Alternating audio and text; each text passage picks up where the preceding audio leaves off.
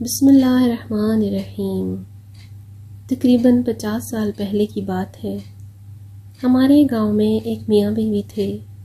میاں بیوی میں کسی بات پر اختلاف ہو گیا اور بیوی شوہر سے ناراض ہو کر میکے آ بیٹھی۔ عزیز رشتہ داروں نے بہت کوشش کی کہ کسی طرح ان کی صلح ہو جائے، مگر اس کی کوئی بھی کوشش کارگر ثابت نہ ہوئی اور اسی طرح 12 سال گزر گئے۔ بیوی میکے میں ہی بیٹھی رہی اور اب بات طلاق تک پہنچ گئی۔ بیٹی والوں نے طے کر لیا کہ ہم لڑکے والوں کی طرف سے دیا گیا زیور واپس کر کے اس کے جہیز کا سامان اٹھا لیں گے اور طلاق کا مطالبہ بھی کر لیں گے۔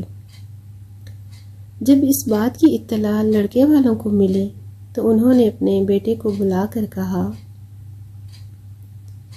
جب لڑکی والے ہمارے گھر آئیں گے تو جب وہ زیور تمہاری جھولی میں ڈالیں تو تم نے زیور لے کر ننگے پاؤں دوڑ لگا دینی ہے۔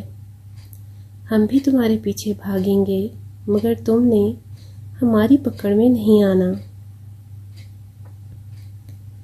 ہم تمہیں برا بھلا بھی کہیں گے مگر تم نے رکنا نہیں ہے اور بھاگتے بھاگتے گاؤں کی حدود سے باہر نکل جانا ہے۔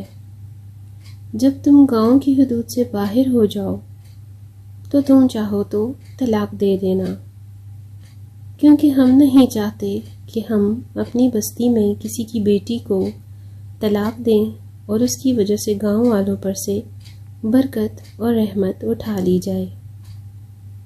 پھر جب لڑکی والے آئے تو لڑکے نے ایسا ہی کیا اور زیور لے کر بھاگا تو اس کا بڑا بھائی اسے برا بھلا کہتے ہوئے اس کے پیچھے بھاگنے لگا۔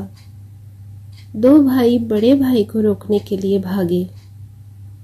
جبکہ لڑکی والوں نے یہ سب دیکھا تو کہنے لگے، آپ اس کو نہ روکیں، نہیں طلاق دینا چاہتا تو نہ دے، ہم سب آپس میں مل بیٹھ کر بات کر لیتے ہیں۔